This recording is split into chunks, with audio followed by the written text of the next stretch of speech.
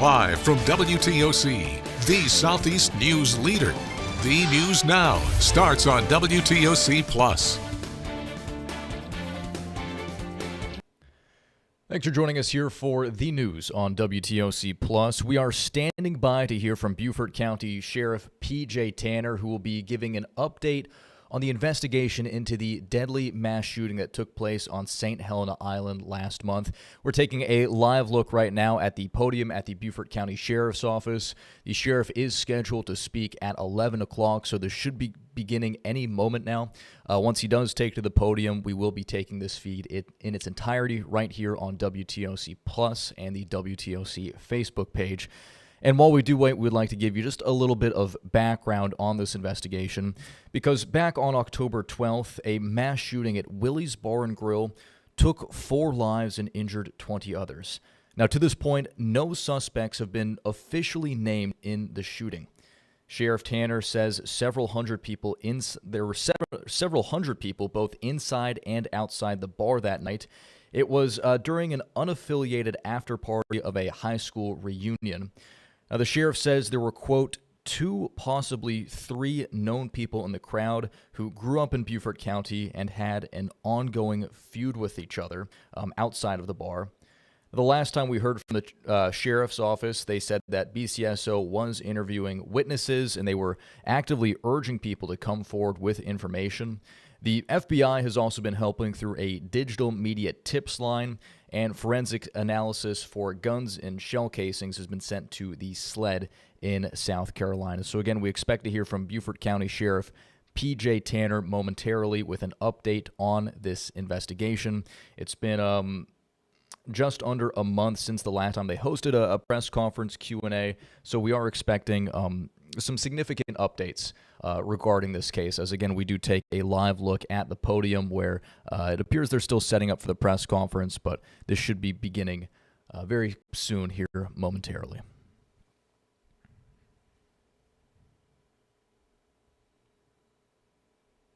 And while we wait, we are just going to go ahead and take this feed live. Again, stand by. Sheriff Tanner should be taking to the podium very soon.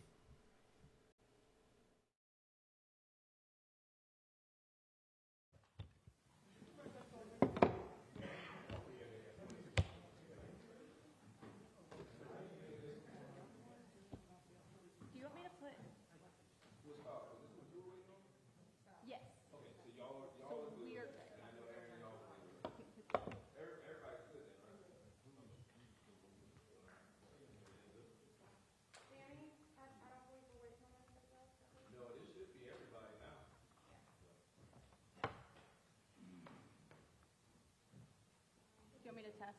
Are we good? Testing. Okay.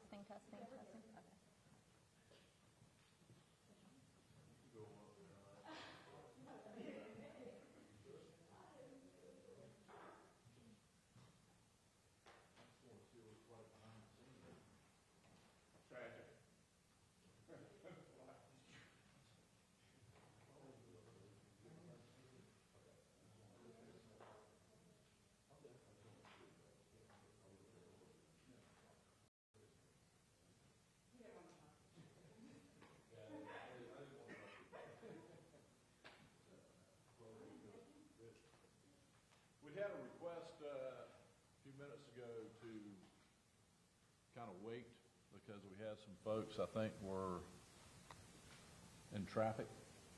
So I just wanted to make sure that I try to do things on time, so I just wanted to make sure based on the request that everyone is here that should be here. So I'm getting the indication that is true. Right, Danny? Everyone mic'd up? Everything sound good? I'm checking my audio. Okay. Y'all let me know when you're ready. If I need to give you a sound check or something like that, just let me know.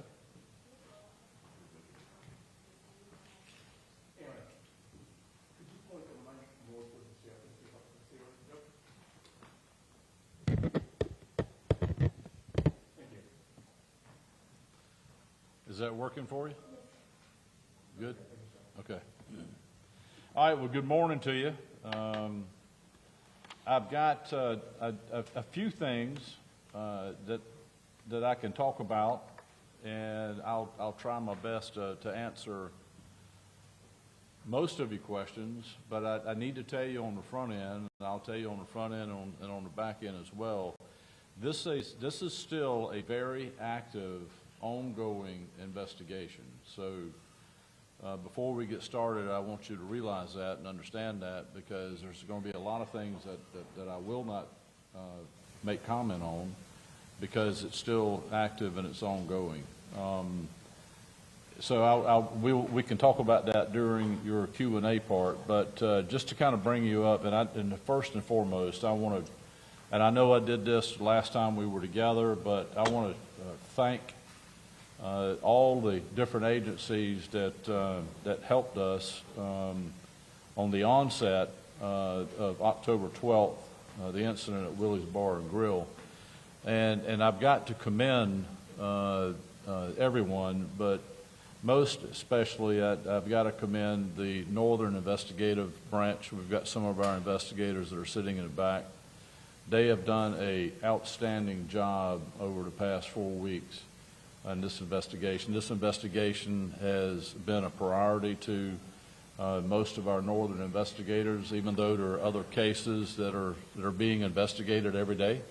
But this has consumed most of their time, and they have done an outstanding job. A lot of hours, a lot of attention, a lot of focus to detail. So they've done great. Our lab, our forensic services lab, has stepped up. We have given them a lot of items of evidence. They have processed that evidence. There's still some evidence that is being processed, but they have done a champion's job of making sure that they're trying to stay ahead of it. You know, on October the 12th, the night and early morning hours, we had so much help from so many different agencies. Of course, BCSO, our patrol, our investigators and staff all responded to the incident location, but we also had a lot of assistance from the South Carolina Highway Patrol. The Beaufort City Police Department did a champion's job of helping us at the Beaufort Memorial Hospital, which is where most of the victims went, and they took that responsibility on, and they did a fantastic job. We had Port Royal Police Department that assisted us in the early stages of the incident. Hardyville PD was a help to us at Coastal Carolina Hospital, and we'll talk about that in a little bit. We, of course, we're still working with and have got a great response from the Federal Bureau of Investigation, so the FBI, ATF. We've had a lot of success in using SLED's forensic services as well, especially the firearms lab.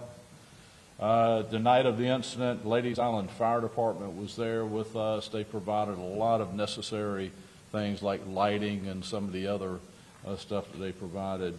Beaufort County EMS, of course, they always do a fantastic job, and there's no different than what they did on the 12th. The coroner's office, unfortunately, was involved, but they were involved, and of course, they did a fantastic job. We have been working closely with the solicitor's office.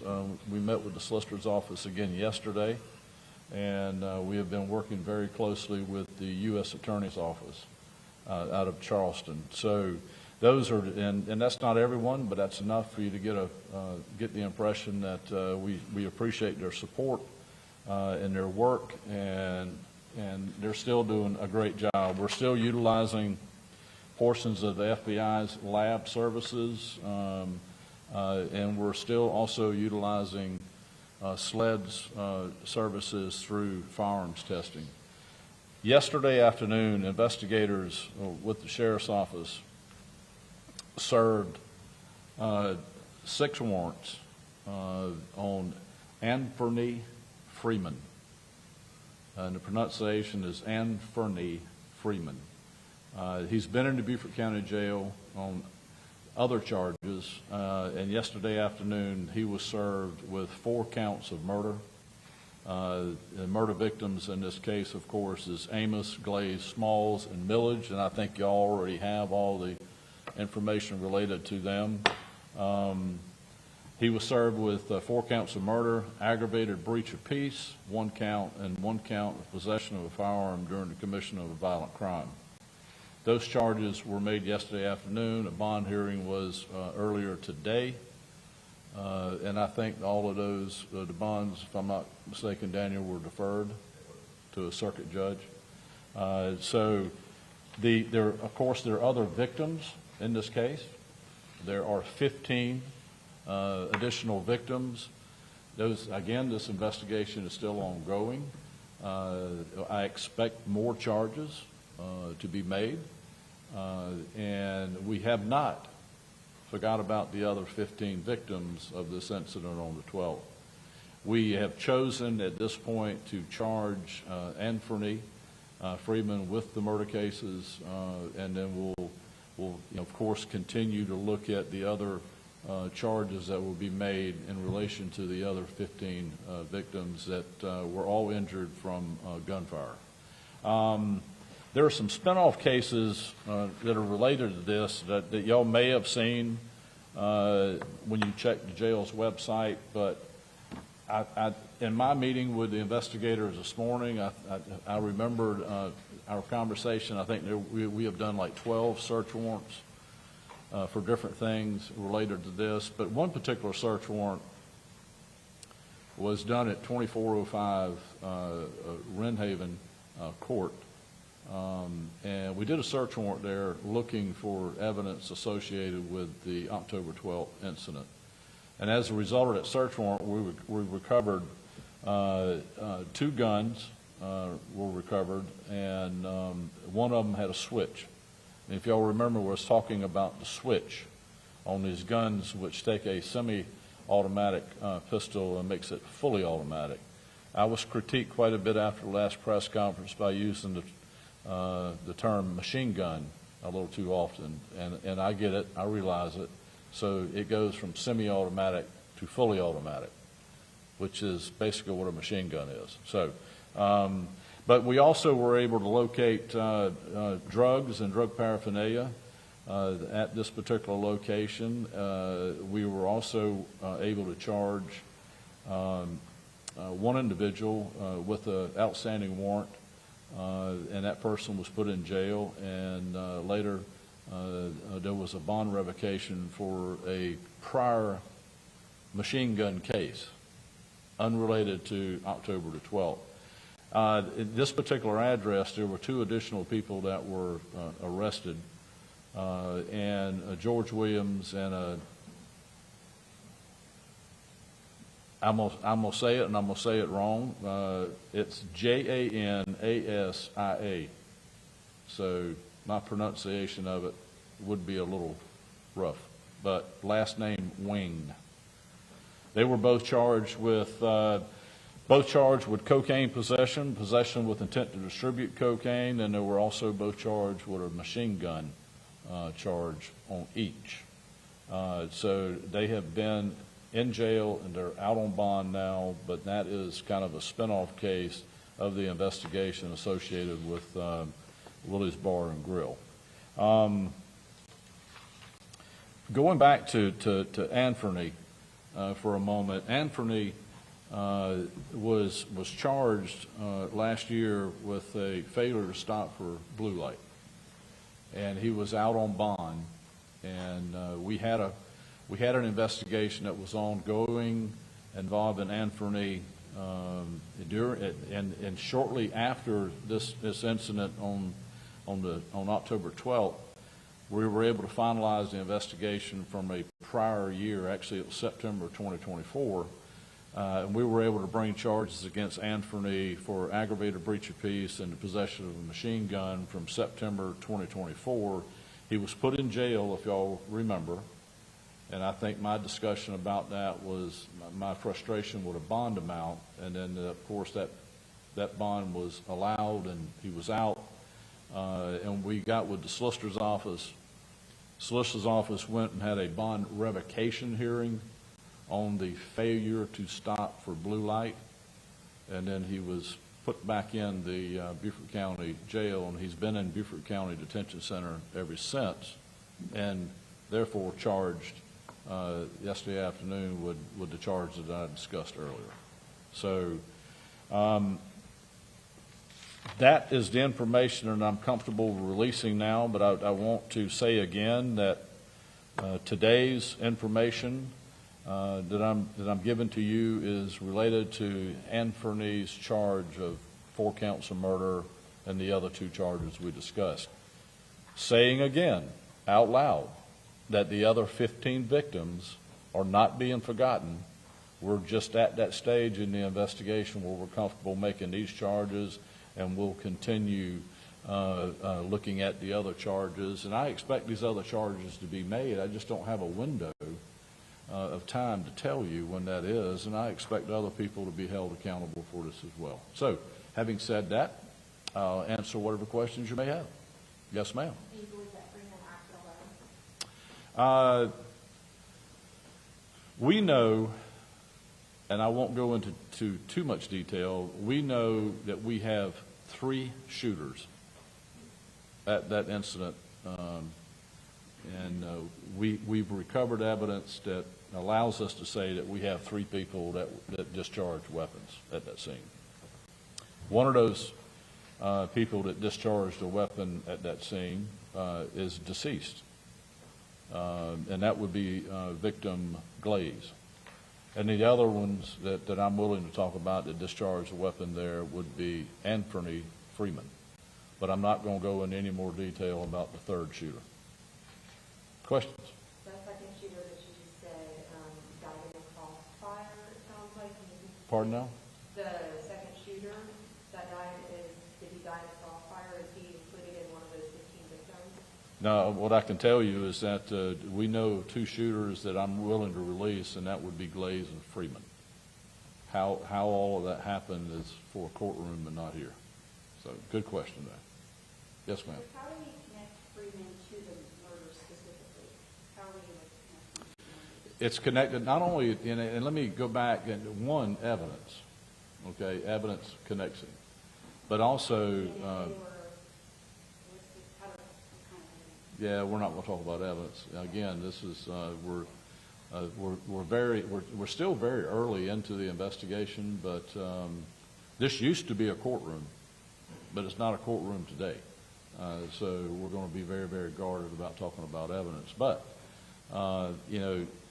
there's a lot of connectivity, and not only through witness accounts and witness information, but also through evidence. So we're very, very comfortable with those charges on Anthony. In these spin-off cases you mentioned. Yeah, you had to speak up a little bit. This room is not. Sorry.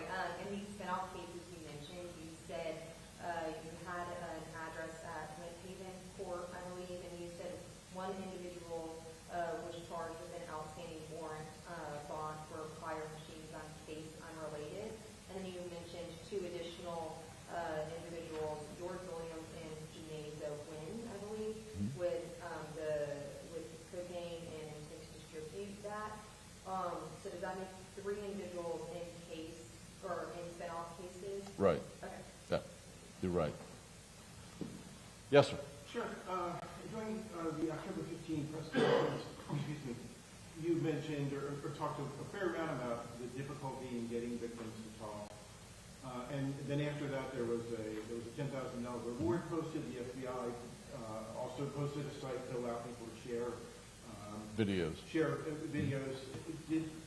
Has that been productive? Did that kind of get the channels open a little more? We have interviewed a lot of people. Some reluctant to be interviewed and really don't want to be involved. But we've also interviewed a lot of independent witnesses that are a big part of this investigation, and they're a large part of the reason we were able to charge us. So you take the eyewitness information along with the evidence that was collected and processed, it makes the case very, very strong. We're still in the interview process. There were a lot of people there that night, and we're trying to identify everyone that's there, and that's difficult. As you know, we have to go from one witness to another. This gives us information about other things, and So that's why this is still a very active investigation, because there's still more people to interview. We have gotten a lot of tips on, through Crime Stoppers. We've gotten a lot of information. I know Master Sergeant Duncan has gotten a lot of calls, just like the other investigators have gotten a lot of information as well. So that keeps this case moving forward. Yes. So we've got more success with information from the community today than we did a week ago, 2 weeks ago, 3 weeks ago. Is it fair to say that you have a pretty good idea who that third shooter is? You know, Do you believe it is anyway? we do have those of interest. So, but I mean, again, we're still processing our way through it. Were you able to identify any kind of motivation Freeman might have had for this? We know that there was some differences between victim Glaze and defendant Anthony. And these differences have accumulated over a year. And we do know there was a brief encounter between victim Glaze and defendant Anthony prior to the shooting at the location. You know, knowing that there's been bad blood between them for over a period of time, and it's kind of on and off, if you will. We do know that prior to the shooting on October 12th, there was a brief encounter between the two that was not very friendly, and then from there it went to drawing weapons and shooting. So that kind of was the onset of the gunfire. Sheriff, before these murder charges and the failure to blue light and the machine gun charge from last year, have you guys had any run-ins with Freeman before? I mean, we're very familiar with Anthony, and the investigators are very familiar. The investigators are very familiar with all of the folks that we're looking at that not only have been arrested, but also are persons of interest. So the criminal world is a small community, and we kind of know who they are. It's our responsibility to develop. If an investigation is ongoing, then we develop evidence and facts that surrounds the appropriate charge, and that currently is still moving forward. You mentioned the criminal world. Obviously, I'm not saying this takes up a full entire community, but would a large part of that in Beaufort County be gang-related, and is this disagreement between the two gang-related? There are more young men and some young women, but there are more young men in our community now today than in years past that want to have this. It's like an ambition to be a part of some group, and it refers, and most of the time it's referred to as gangs. And we know that there are gang handles that are being thrown around throughout the county, but of course on St. Helena as well. And there's that relationship that they have built. And the thing about it is, again, the criminal world is not that difficult to figure out. And we have pretty good knowledge on who all of these players are.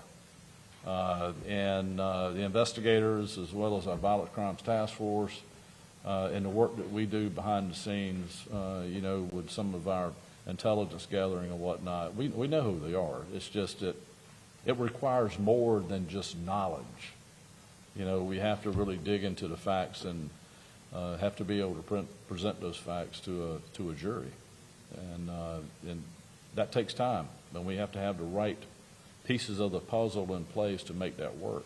And here, and I know there was some sound bites that were last time. I think there was a question, Chloe, I don't know if, I think it came from you. Do I feel like the community is safe?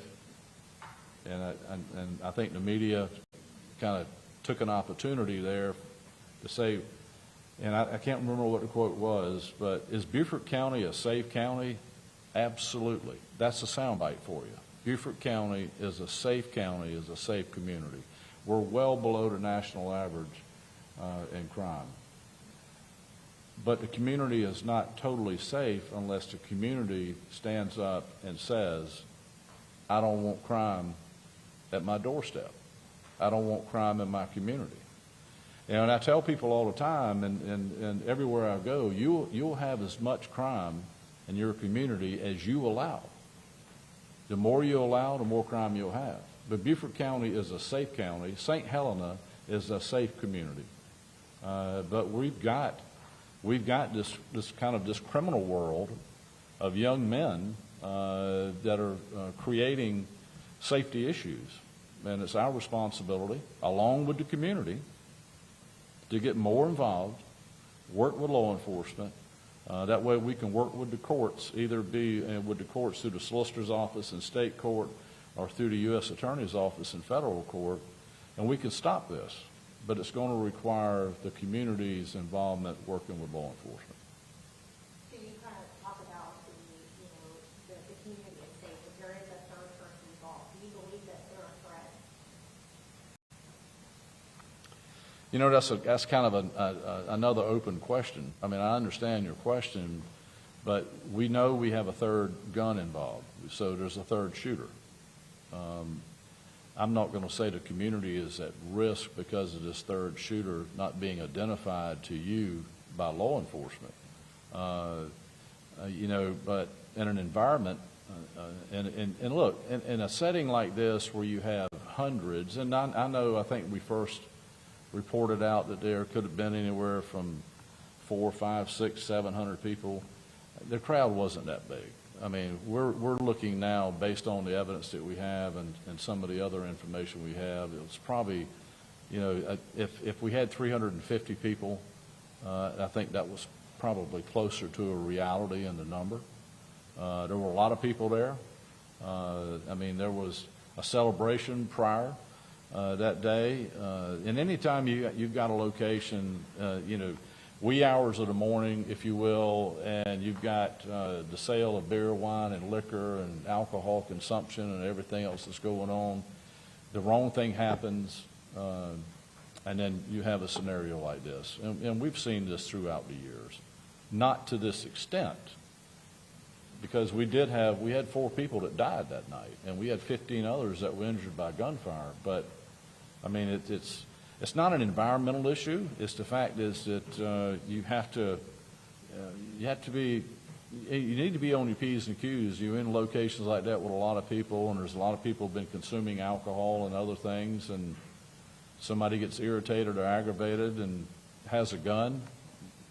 You just don't know what will happen. And this, we know that the onset of the shooting was a disagreement with a minor assault between Freeman and Glaze. So we know that ignited the incident. Even though there was bad blood before, this particular night, that's what kick-started the gunfire. Sheriff, I have a series of questions based off of actions taken after the shooting. And you are? I'm sorry, Yeah.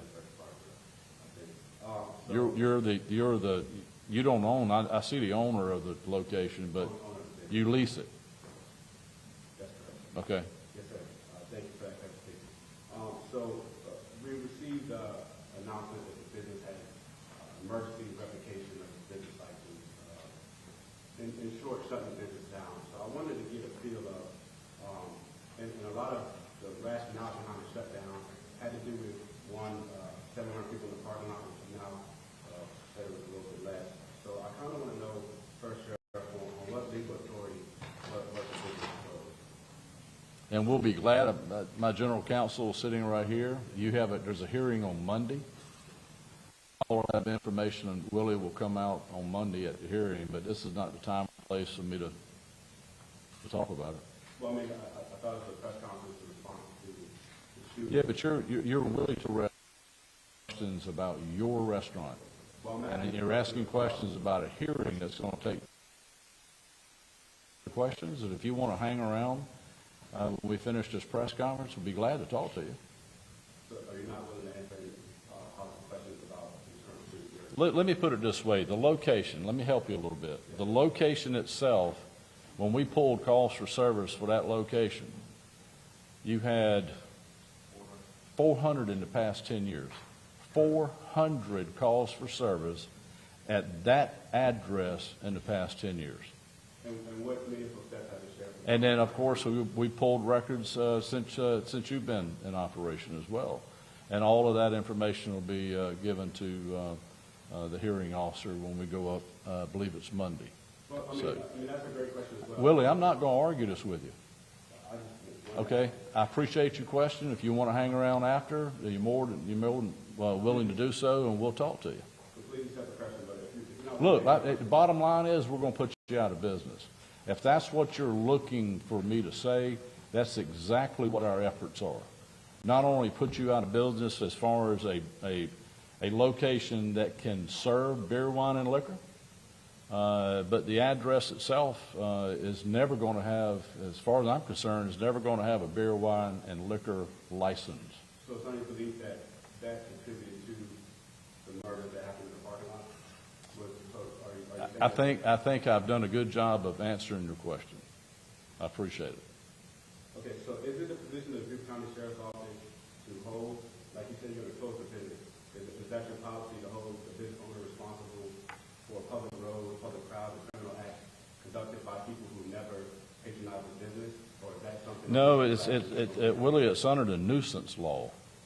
You know, when you get a beer, wine, and liquor license, and you have 400 calls for service at a particular location over a period of time, everything from gunshots, drug distribution, domestic violence, fights, I mean, the list goes on and on and on, it becomes a nuisance location.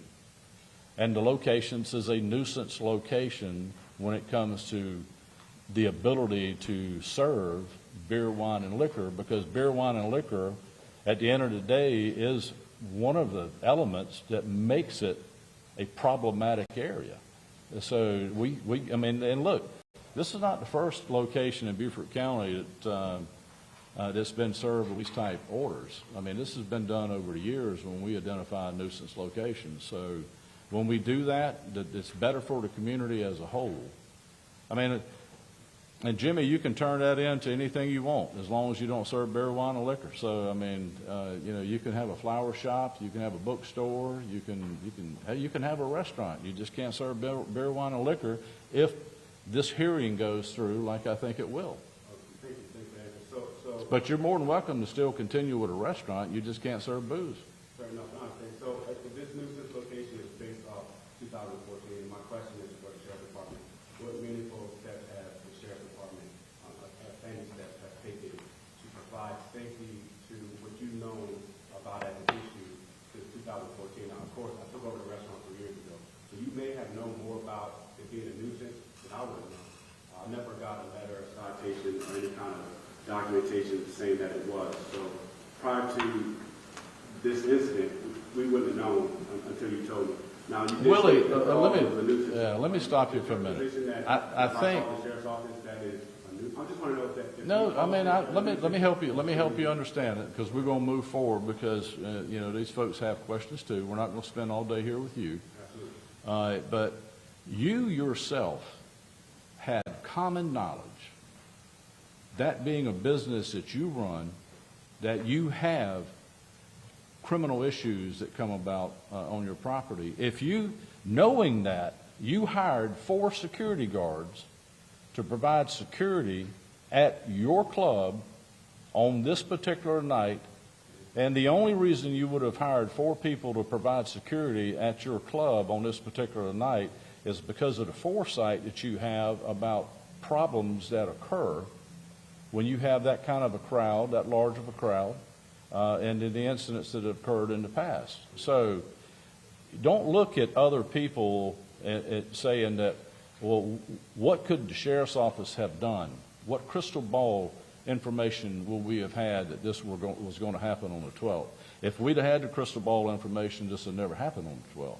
So, but you knew, and you had the foresight to hire 4 security officers to help you provide security before your restaurant, nightclub, and for the event that day. So, and we appreciate you doing that. Unfortunately, one of your security officers died that night. That's correct, sir. Now, thank you for letting me know that we did our best to secure people. My question was, in 8 years, over 200 calls, 400 calls, what has the sheriff office done to save lives? I know my guys were there. Yeah. I didn't see one deputy, though. Yeah. It took 12 minutes to respond. Well, when you have hey, look, Willen, when you have a call for service, deputies respond. We answer those calls for service. So those 400 calls for service out at this particular location, deputies went to every one of them. And so you knew for 8 years it was a violent place? And my question again is what? Do y'all have some more questions? Do you have share a status of the 15 that were injured? Do you have a status update on the people that were injured, the 15 that were injured? As far as their condition? Yeah, condition. And Todd, help me out. Are any of those still currently in the hospital? All have been released, recovering. Can you clarify the number of victims? Because originally Yeah. it was 20 shot, Yeah. 4 dead, now we're saying 15. Initially what I put out was that we had 4 that were deceased and 16 injured. And that was a bulk number from the hospital. But apparently when we went back and really started going through, that time frame at the hospital and really seeing the folks that actually came into the hospital, one came in with a fever and didn't feel well, and unfortunately was kind of added to that list. So it's 15 that suffered from gunshots and 4 deceased. And I do have a few more questions, but I know I've asked a lot, so I'll wait until. That's fine, Chloe. Are you able to specify the weapon that Freeman used? No, we're not going to talk about that. Or any of the other 2 weapons? You're not able Pardon? to talk about the other 2 weapons involved? We know we have 3 weapons. Go ahead, Tony. So, related to Chloe's question, can you say whether Freeman's weapon was tied directly to the 4 victims? Forensics does show that, yes. All 4? That's correct. That's why he's charged with 4 counts of murder. Sure. That would be the relationship. Yes, ma'am. Come on up here. We'll make a star out of you. Come on. Now tell these folks who you are. Sheila Jenkins Ward. And my question to you, in the last press conference, I addressed the low bond. And I want to know, have you and Governor McMaster's, Solicitor Duffy Stone, worked on or have an ongoing conversation about either revoking some of these criminals who have, or potential persons that have committed crimes and out on bond? What's the status on that? Is there an ongoing decision to try to maybe raise the bond so that we don't have repeat offenders out committing crimes? There is an ongoing discussion among a good many agencies, to include the Solicitor's Office and state agencies and us, about bond amounts. So, yes. Thank you, thank you. And I want to commend you and your staff and all of the other agencies that have worked to try to come to some arrest in this situation. So thank you. Thank you so much. Questions? Yes, sir. Are you able to talk at all about the arrest of Freeman, how that happened, and the circumstances by which you guys arrested him? Freeman left the incident location, was given a ride by a friend. That friend later dropped Freeman off. Freeman's girlfriend picked him up and gave him a ride to Coastal Carolina Hospital. Freeman suffered a through-and-through gunshot wound to the stomach.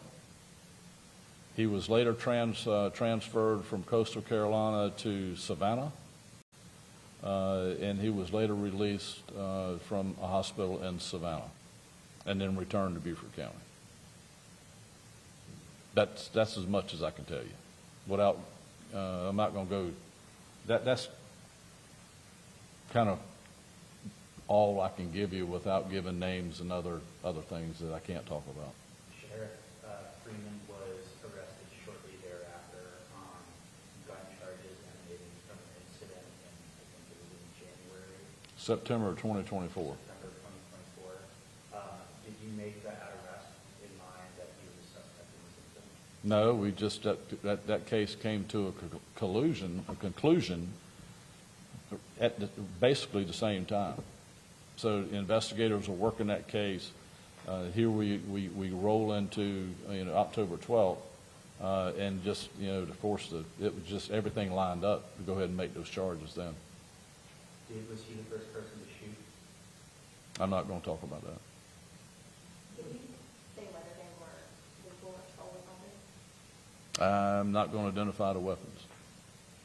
Was he one of the 15 victims if he went to the hospital and gunshot? Does he count as one of the 15 victims?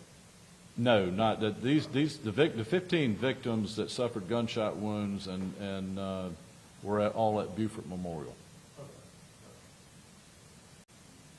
Yes. Could you just explain this when you said it through and through? I'm not sure what that means. I can assume it just means it just passed through it. Yeah, through and through wound means it enters at one section of the stomach and exits at another location. So he was extremely lucky. He didn't have any organ damage. And when things like this happen, like when incidents like this happen, are y'all in communication with all local hospitals, like to look out for a person who's been injured? Oh, yeah. Have that happen? Our communication with ERs, hospitals throughout, not only Beaufort County, but Coastal, because Coastal gets a lot of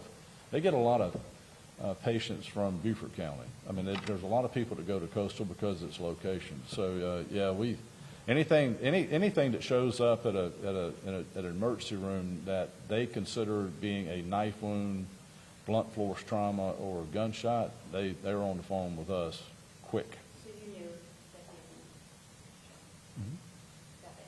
Yeah.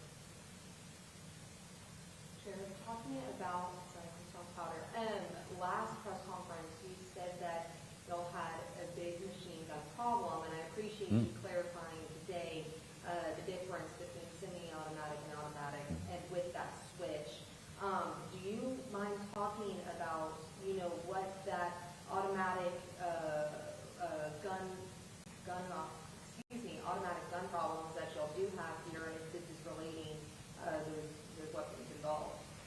Well, it's not, and I appreciate you asking that question because I've got to be careful when I talk about machine guns. I'll get corrected quite a bit on social media, but in this particular scenario, and we're talking about handguns here, and we're not going to talk about AR-15s and those type things, and we'll just talk about handguns. It's the switch that makes them fully automatic. And we have made, when I did the last press conference, I think we were at 24 independent charges in the county. And I know some of you got the numbers a little wrong, and it may have been my fault, but we had 24 individual arrests for possession of a gun with a switch, which makes it fully automatic.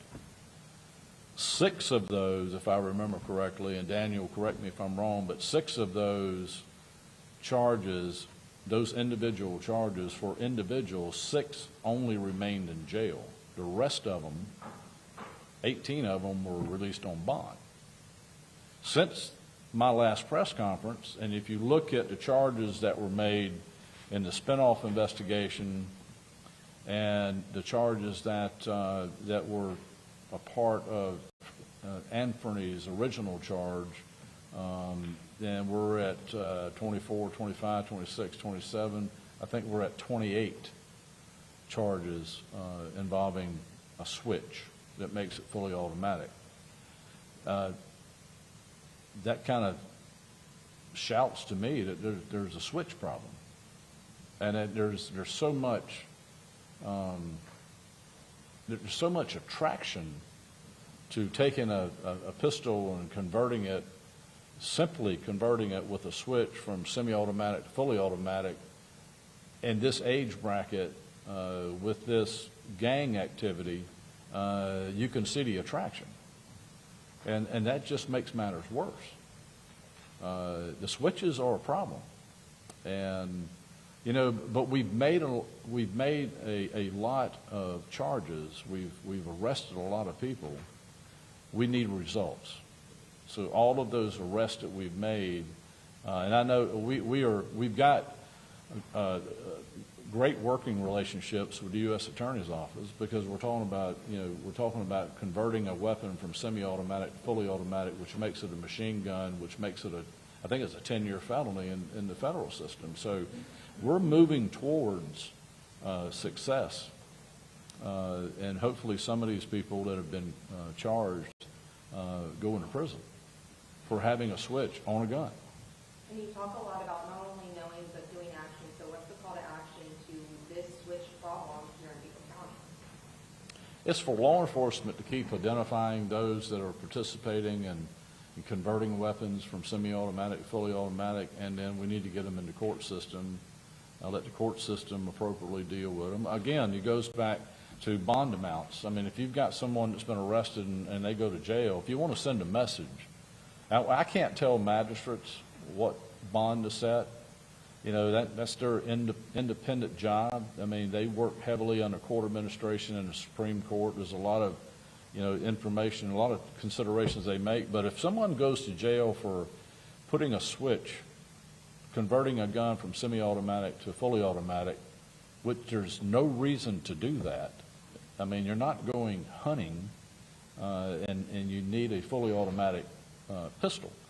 Let's consider bond amounts. When we look at someone in possession of a fully automatic pistol with a switch that you shouldn't have, and it's a conversion, then let's consider a bond appropriate for the possession of that gun. And I think we could send more of a message to the community that has the attraction to these type weapons that you better get rid of them. Because if you get caught with them, you're going to be in jail for a while. Sheriff, how did Freeman acquire this weapon? How did Freeman acquire this weapon? That's a very good question. I appreciate it. Yeah, there's a lot that we know. I'm not going to go into those details. I appreciate it, Dan. And you talked about the bond hearing that happened this morning. Yeah. Freedom's bond hearing. Well, I know I haven't talked about that. Or, I don't know. I know it was deferred to circuit court, right? Yeah. okay, are we able to know specifications about the bond? Come on up, Daniel. Yes. Hey, Todd, was Daniel there with you, or were you there by yourself? Well, do you know about it? Any charge that carries life in prison, which murder does, gets automatically deferred to the circuit court.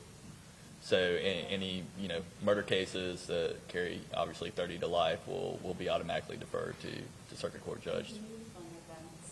So magistrates have authority to set bonds in particular situations. That jurisdiction to set that bond for a charge that carries life in prison is automatically sent to a circuit court judge at a later date. I don't. All right. No worries. Don't go too far. It might be another legal question, Dan. Questions? You mentioned the age bracket. What is that age bracket? Todd, what is that? 17 to 30? Yeah. Late teens, mid-20s. Do you know the age range of those who are injured? Do you know the age range of those who are injured? Were they mostly young people? Do you know that? No, I mean, it was a pretty wide range. Yeah, there was actually some parents and children there. I mean, so there was grown children with their parents. So it was, I don't think they were as old as me. Were there any children below the age of 18? Not that I recall, that were injured, no. I think early 20s on up. Sheriff, when there's a large gathering in a place like Willie's or the West that night, what's the role of the sheriff's office providing patrols? How patrols, and are there instances where the sheriff's office will, provide a presence at those sorts of events? What does that look like? It's a thing called prepaid overtime, but we don't work bars. You know, we don't do that. We work events where they may sell beer or wine. I know there's events throughout the county. If the event organizers want to, you know, have a deputy, we do what we call prepaid overtime, and we assign, you know, X number of deputies for a minimum of 4 hours, and they have to pay the cost, the entire cost for that officer working. But we're not inclined to work bars, lounges, and those type things. That's why they normally hire their own private security. And this is exactly what Willie did this night. So I don't recall, Alan, you may be able to tell me, I don't recall that there was any phone calls or any request made of the sheriff's office prior to this event on October 12th. No, sir. So, I mean, there are parties all over the county probably every weekend, but that doesn't mean we know about them or quite frankly, should be concerned about them. The sheriff's office, Willie mentioned the action that the sheriff's office is taking against his business. Are you considering Willie for any criminal liability in this incident? Not going to talk about that at this point. All right. Questions? We're winding down. Questions? Anything else? Well, you have a message to the community, even with this kind of exposed, shooter. Are you still looking for people to talk to? Oh, and that was going to be my comment before I left. But you know, as always, and you know, and we'll continue to say this.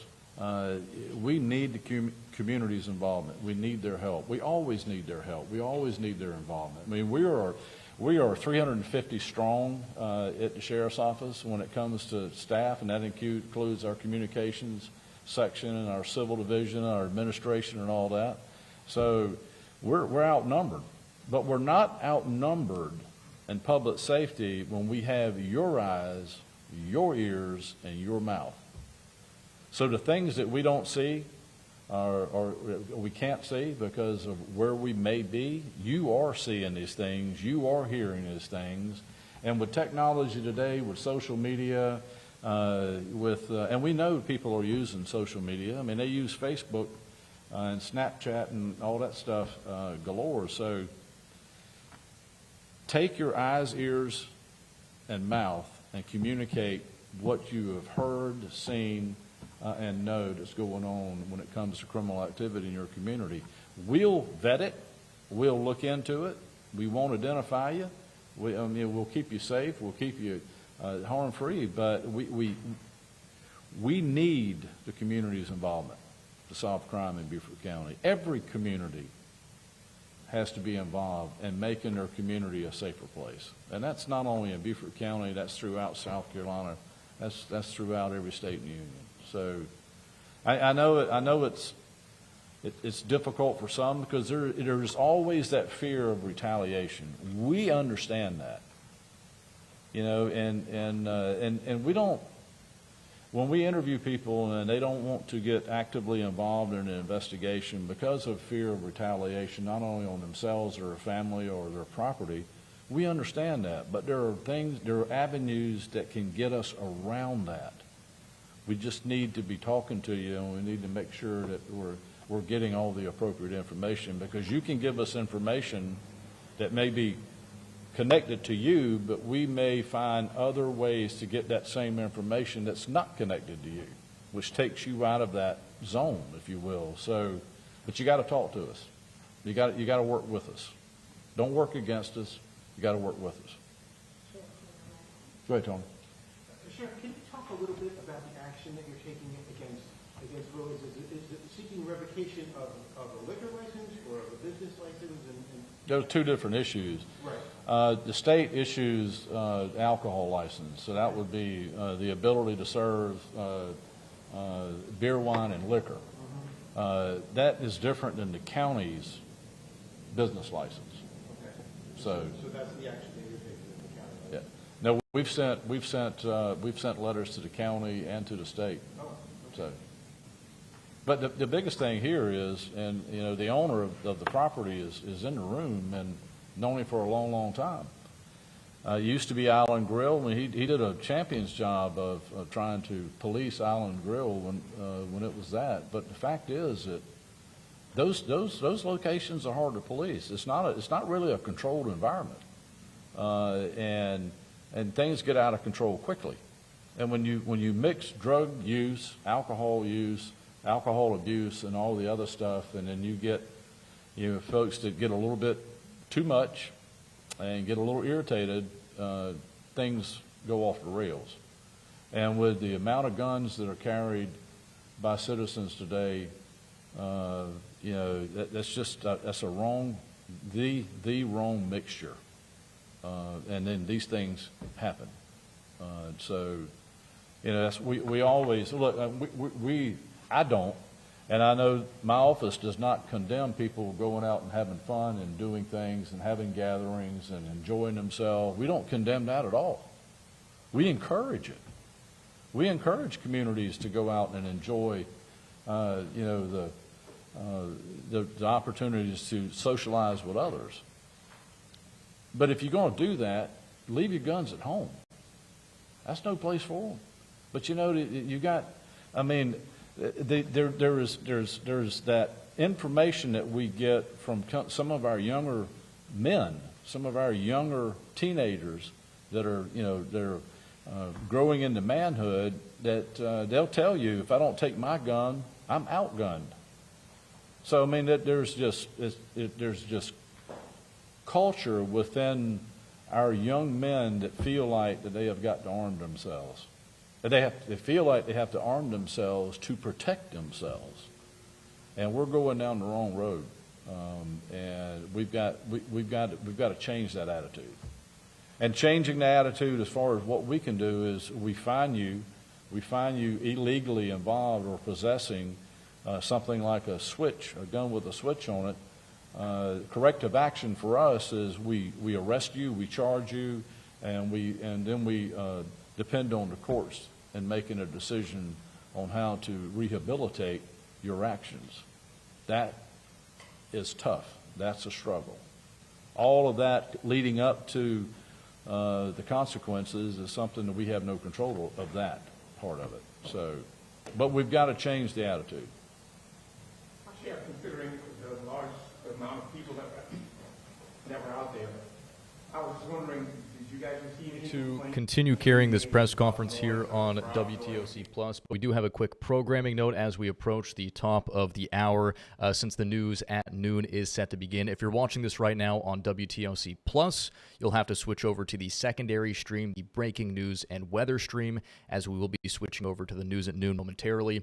If you're watching this right now on Facebook, you will not have to do a thing. The stream will continue as normal. What's going on? My last question for you. I know you mentioned the range of people there, and you said that there's around 700 people at first, and now you're saying there's 300, and it was really an estimated guess of how many people are there. I'm not taking away the fact that 300 people, there's still a whole lot of people that didn't say anything at first, but 700 to 300, I mean, that's a pretty big gap. So how did we miss that? Well, I mean, that was information that was given to us when we started the investigation. I mean, of course, our initial push into the crime scene is there were a lot of people, and I think the estimate was overestimated, and there was no way based on, I mean, granted, when I got to the scene, it was, about an hour after the incident itself. And there were very few people then there. I had the opportunity to speak to the owner of the business, but there was not a lot of people. But going back and interviewing witnesses and looking at different things that we are privy to, it's not a very big building, and the parking area is suitable for the size of the building, but there's also a lot of parking in the rear of it and some on the side. On the south side of the building. So I think a fair number is 350. But that's still a lot of people in a kind of a very, very tight area. So, all right.